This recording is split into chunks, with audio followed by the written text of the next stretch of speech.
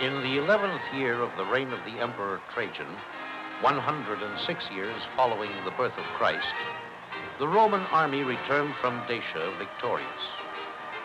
For 5 years, the legions had fought barbarian tribes across the Danube. And now, once again, Roman mastery of the art of war had secured victory. The Roman Empire was at peace.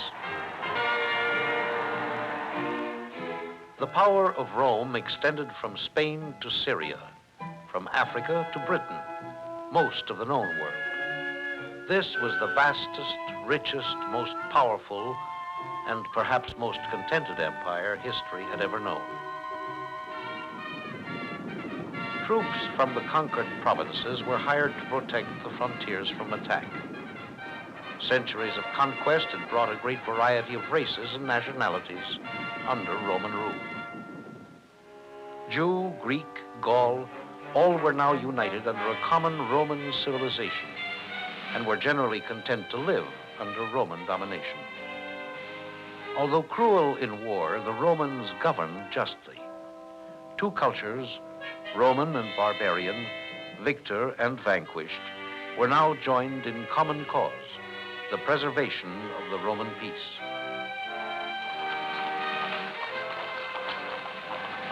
The political center of this vast empire was the city of Rome itself, dominated by its first citizen, the Emperor Trajan.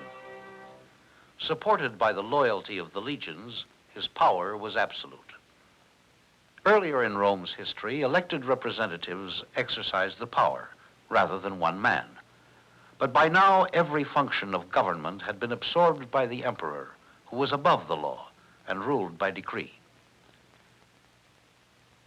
From a small minority of wealthy citizens, the emperor chose state officials and civil servants needed to administer the empire. Though they had little real power, the wealthy enjoyed the honor of public office and a life of ease and elegance.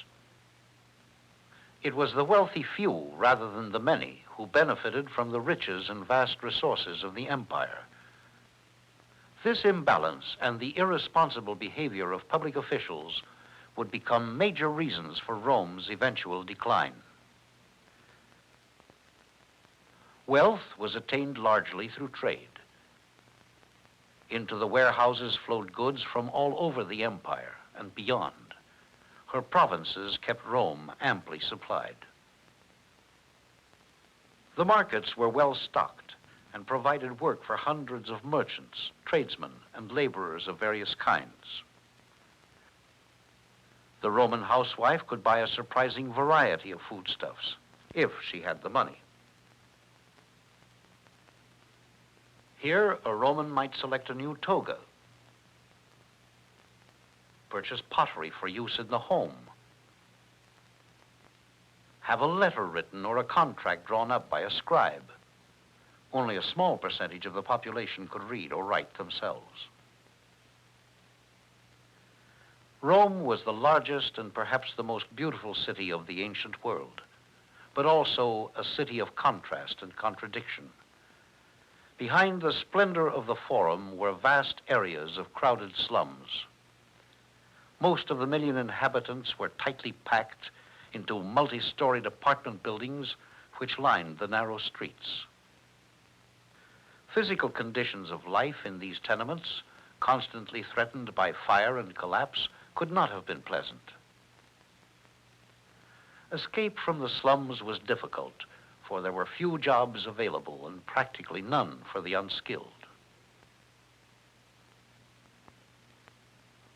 Under Trajan, 1/3 of the city's population depended upon the dole, the first social welfare system in history. A daily ration of food and a small sum of money were provided by the Public Assistance Office.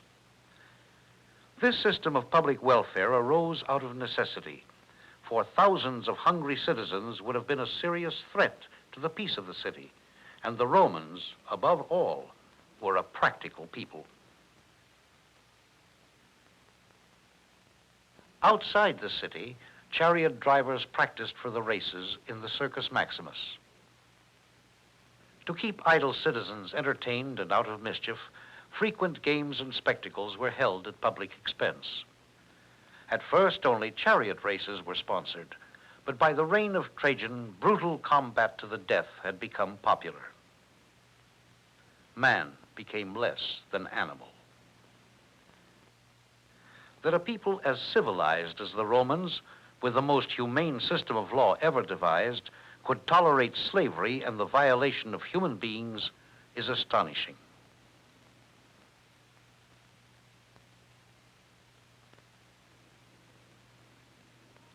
As in all ancient civilizations, Roman society was sharply divided into two groups: those who were free, those who were slaves. 1/3 of Rome's population were slaves, and the Roman economy was vitally dependent on the institution of slavery, on slaves to labor on the great estates and in the mines, on educated slaves who worked as tutors and teachers and enjoyed perhaps greater comfort and privilege than those who served in the homes of the wealthy. Brutality and cruelty are recorded, but in general, slaves were not ill-treated, and many were set free by their masters. Slaves were considered subhuman, however, and enjoyed none of the rights of Roman citizenship. Citizenship, from which women were also excluded, was acquired either by birth or through a special grant of the emperor. One of the great benefits of citizenship was equality before the law. Here, in the Basilica Julia, as in other courts throughout the city and the empire, a citizen could plead his case before impartial judges and an audience of his fellow citizens. He was considered innocent until proven guilty. From the Romans and their genius for creating order, the Western world has gained much of its knowledge of the theory and practice of law.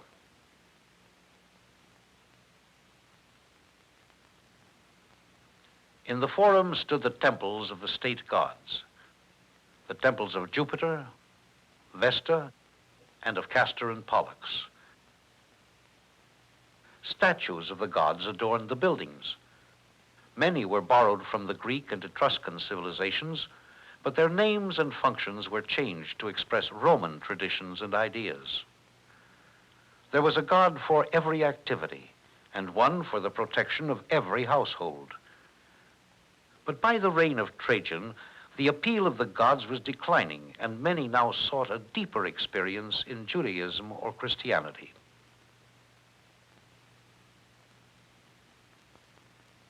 Hosan pais mu depo hupapteson. Public readings were popular. The average citizen could enjoy Roman literature even though he could not read or afford the purchase of books. In literature, as in religion and other fields, the Romans borrowed from the Greek civilization, using Greek literary forms and often the Greek language instead of Latin. But whatever they borrowed, the Romans adapted and changed in such a way that the content, emphasis, and style became nearly always distinctively Roman.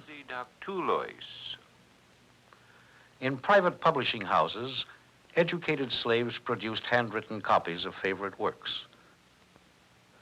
While the Romans were more interested in ideas which led to action than in literary thought, the Roman alphabet, Latin literature, and the Latin language, from which all of the Romance languages of Europe are derived, are still among the most priceless heritages of Western civilization. The public baths were also popular, both because personal cleanliness was important to the Romans and because here, surrounded by mosaics and sculpture, the citizen could spend a pleasant social time with friends. The very practical nature of the Roman led to remarkable engineering achievements. The baths were among the most impressive buildings in Rome. The beautiful arches, which were a Roman invention, the many public buildings were constant reminders of the glory of Roman civilization. The Roman genius for engineering made possible aqueducts, which carried water from great distances, and an extensive system of roads, which linked the widely separated provinces. Roads made possible the creation of an imperial post, the first organized postal system in history. Good roads also made possible the rapid dispatch of the legions to wherever they might be needed, and thus could Rome control her far-flung empire. To the farthest reaches of this empire, to wherever he traveled, the Romans saw the influence of his civilization and culture. Truly, he was a citizen of the world.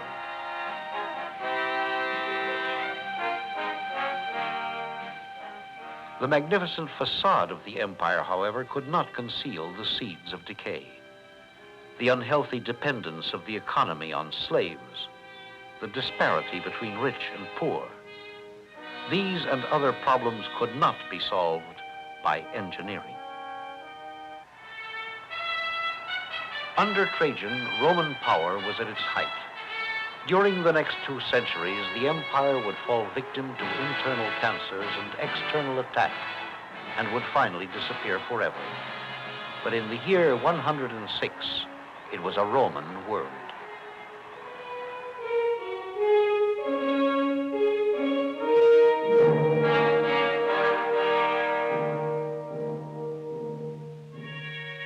The ancient gods no longer watch over the city. From the amphitheater, the anguished cries of the gladiators are no longer heard.